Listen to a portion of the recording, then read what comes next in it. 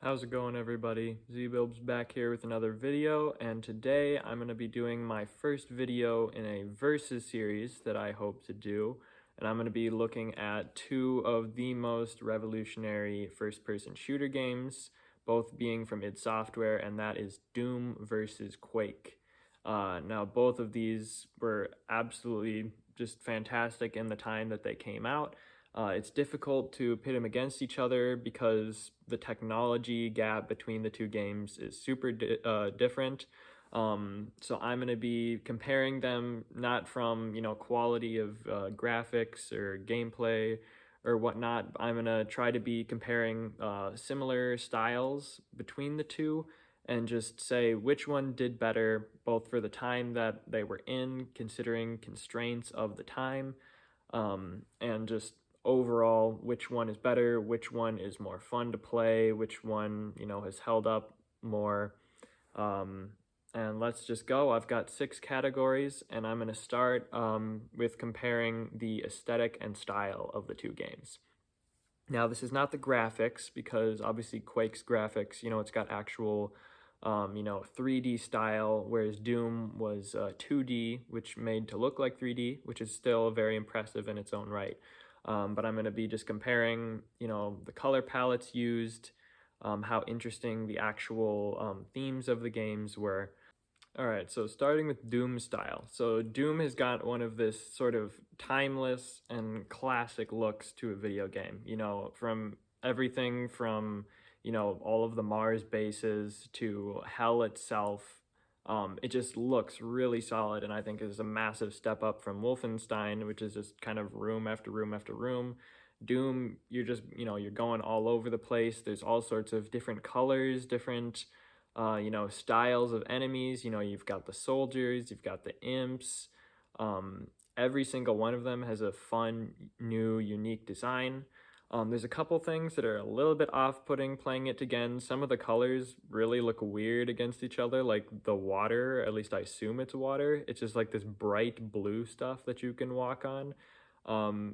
And I know it's supposed to be dated, but it looks really weird. Also, I think some of the levels tend to look really samey in the colors. I tend to get lost because it's like a lot of red or a lot of gray in the Mars bases. But overall, I would say they really nail the hell aesthetic. It really definitely feels like a hell or hellish area.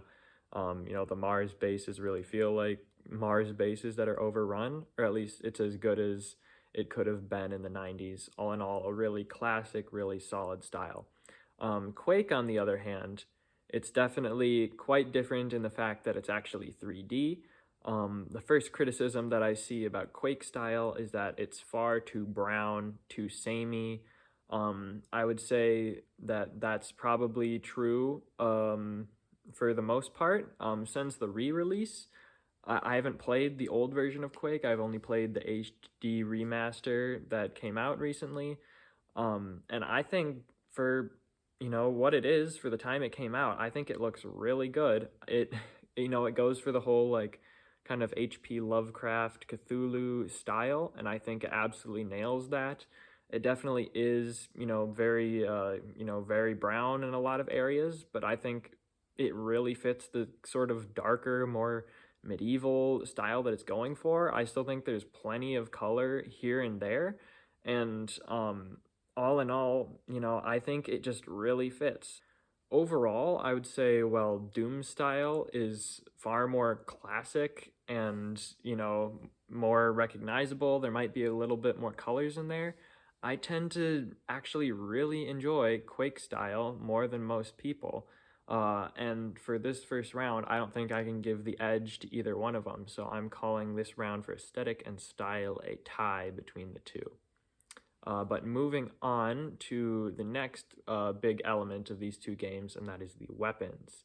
Now, Doom has, one of the most classic arsenal of weapons in the shotgun, which is absolutely great. Still feels fantastic to use today. You've got the chain gun, you've got the pistol and fist, which nobody cares about or uses. You got the chainsaw, which I never use. I know a lot of people like that. And you've got some heavy hitters like the plasma gun and the BFG, which is just absolutely fantastic. Everybody likes shooting the freaking BFG rocket launcher. Very fun. Always blow yourself up, but that's just part of the fun as well.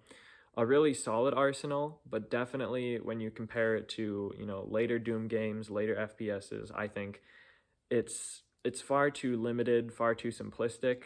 From even compared to Doom 2, I know Doom 2 mostly just adds the super shotgun, but even that is already just a big difference. It's a super shotty, just so good.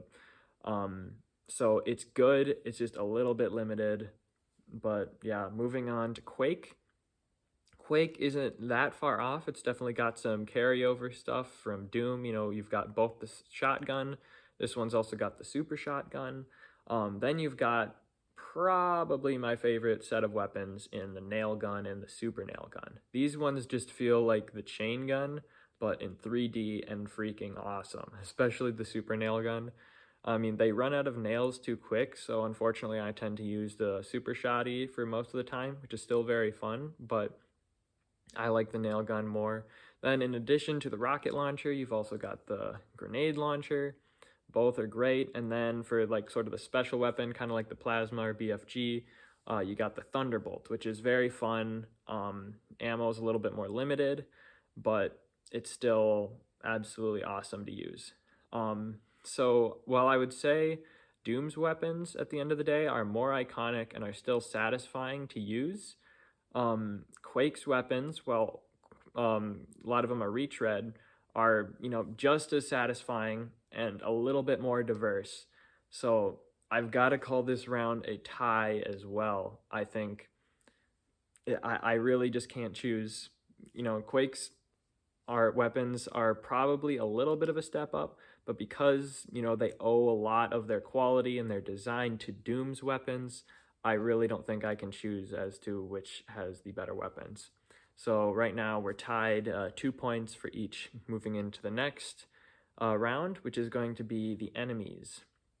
Now, Doom's enemies, obviously instantly iconic, like pretty much everything else in the game. Got the zombie men, you've got the the shotgun men, the imps, the cacodemons, barons of hell. I'm not going to count bosses because that's coming up, so no cyber demon, spider mastermind here. Lost souls, which are kind of annoying, but it's whatever. Where Doom lacks is just when it comes to enemies.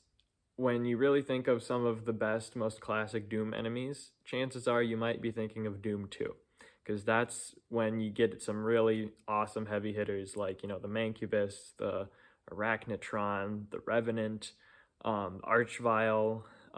Doom's enemies has some of the best, most fun, Baron of Hell, Cacodemon, Imp. It definitely is lacking in variety that other games have. It works for what it is, for a good introduction, but I think there definitely is more to be desired on the weapon front. Moving on to Quake. From the outset, I would say Quake seems to be better in that it definitely has more variety. You've got 2 types of soldier dudes. You got a grunt and you got a heavy. You've got zombie dog. You've got zombie fish. You've got zombies. You've got also enemies who do better at like 2 different types of attacks. You've got the orc, which is super annoying, but they'll chainsaw you up close. They'll launch a grenade at you if you're long range. Similar with the Death Knight, who will attack you at close, launch fireballs at you from long range. Then you've got lesser version and just the regular knight. You've got those stupid annoying spawn blobs that'll jump at you and blow you up and makes episode 4 a nightmare. You've got the fiends, which are just the spawns but a little bit less annoying. So overall, in variety, I would have to give it to Quake, but in effect, really, when it comes to the enemies, it's far less diverse than it originally seems when you're just reading it off of a list, because while a lot of people don't like the soldier types, I really enjoy them, and that's where I would say the add-ons for Quake are great, because it has more levels with all those soldiers and it mixes them a little bit in. I wish it would have done that like Doom did that, but there's like one level in each episode that has the soldiers, and it's just the level with the soldiers and like some dogs and stuff. And then for the rest of it, there's no more soldiers, it's just orcs. A lot of times the orcs, you can do orcs and orcs and orcs and orcs and orcs with a few like death knights thrown in there, and it really kind of gets old, gets overplayed. Just orcs and knights and fiends, and there's just so many levels where it just feels like that's all you got. Also, you've got some of like the more like mini boss enemies in the Vors and the Shamblers, which are great, but you know, they're like mini bosses. They're like, you know, the Barons of Hell. And it's like, you know, it's all right, but when it comes down to it, I think that these two games are once again tied when it comes to quality of enemies. They both have good enemies, but just not a diverse enough selection where I could give the edge to either one. So after this round, I'd say it is tied 3-3 between Doom and Quake. Moving on to the next category, I've got what I already mentioned before, and that is the bosses. Now, these games are quite old, and it's difficult to really consider these bosses as like actual legit bosses, because there's not much that they could do with their, you know, their software restrictions and all of that jazz. So each one has, in their base game, has pretty much 2 bosses if we're not counting mini bosses. We're not counting the Barons of Hell, we're not counting the Vors, we're not counting the Shamblers. So for Doom, you've got the one absolutely great iconic boss, and that is the Cyber Demon. I think I might have said Tyrant earlier. I'm thinking Doom Eternal. But Cyber Demon is just absolutely terrifying, just from, you know, the ground shaking when he's stomping around. Just his appearance is absolutely terrifying. You know, you can get like one-shotted by one of his rockets, and it's just fun, just strafing around, firing off rockets at him. Just a great arena, Tower of Babel. Awesome boss, even to this day, I think is one of the best. And then you've got the Spider Mastermind. Well, it has a cool design and a cool idea. You really take the plasma gun and then you just fire it at him, stun lock him, and he's dead. You can just cheese the whole fight. If you don't do that strategy, it's a little bit harder, but really not that much. Kind of a disappointing final boss, but you know, it is what it is. Moving on to Quake. Once again, you've got 2 bosses, and in this one, you've got, I think it's like Chthon or Thon or whatever being the first boss. So this one's kind of deceptive. It kind of feels like you're going to be running around shooting rockets at him like the Cyber Demon.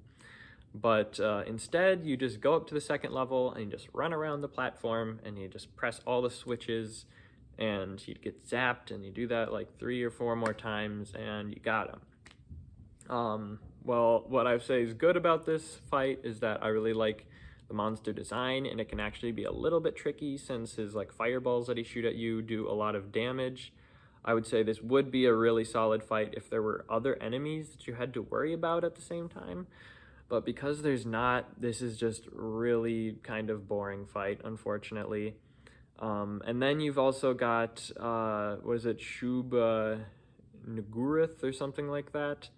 It's just this big spike dude. Not a great design. It's an alright fight. I don't love the fact that you don't actually fight the actual spike thing. I wish he would attack you. That would make it a solid fight. But other than that, you're just going up this little path. You're fighting a bunch of Shamblers and Vors. And then you're going through a teleporter. You're waiting till this little blob goes into the spike dude, and then you just blow him up, and that's it. Overall, I mean, it's a more challenging, more interesting fight than Chthon, but it's not necessarily good. I do like kind of the scope. I do like the challenge. It's definitely more than you get from the Spider Mastermind, but you know, I just wish there was just a little bit more. Also, the stupid teleporter thing, it was so confusing as to what you're supposed to do there. But all in all, I think I'm gonna have to give this one to Doom, just for the fact that it has the Cyber Demon in it.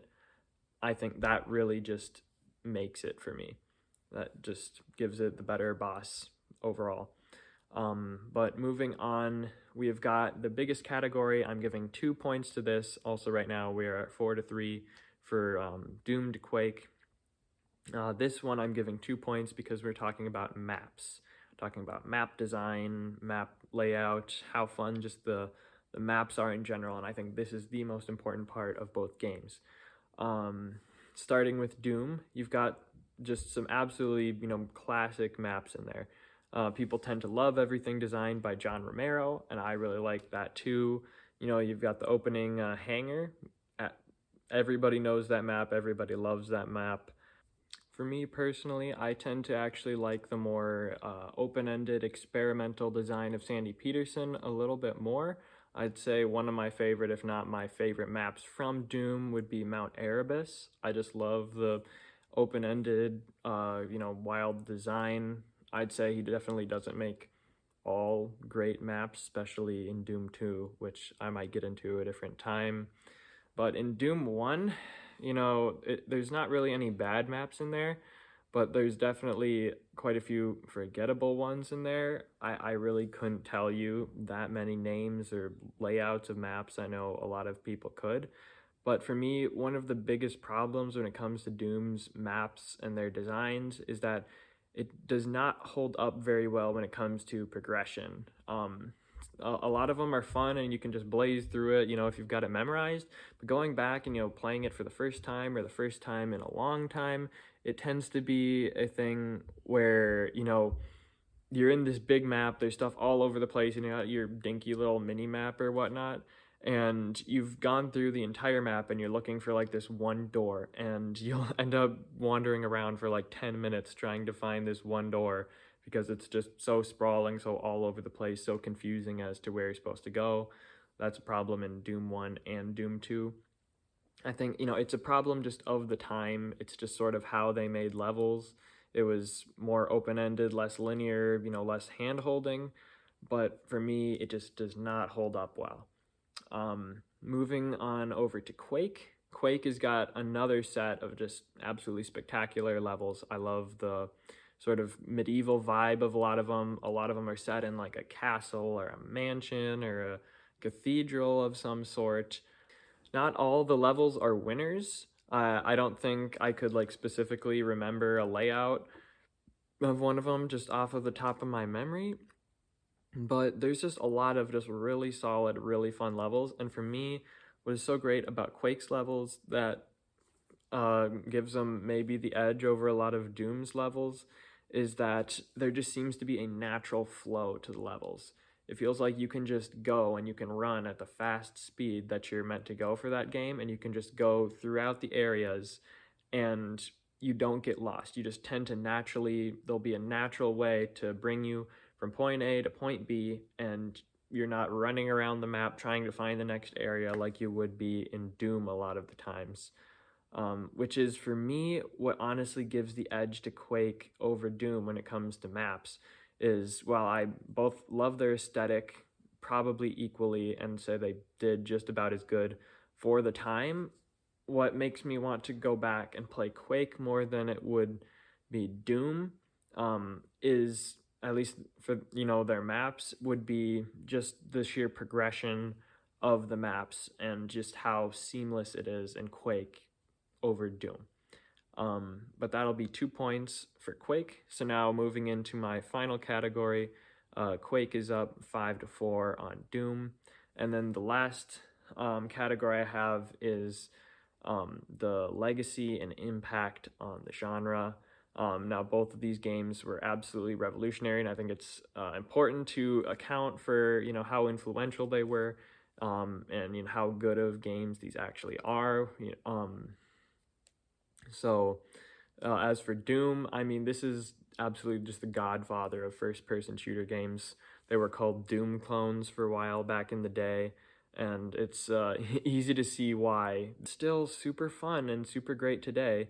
But that being said, after a while, it sort of fizzled out, and then you had Call of Duty come up, and everyone's like, oh, Doom is that of yesteryear, until Doom 2016 came out, and then it sort of got revived a little bit, but all in all, you know, it gotta show respect to the godfather of first-person shooters, pretty much. Moving on to the Quake side, this is one that probably less people have heard of than Doom.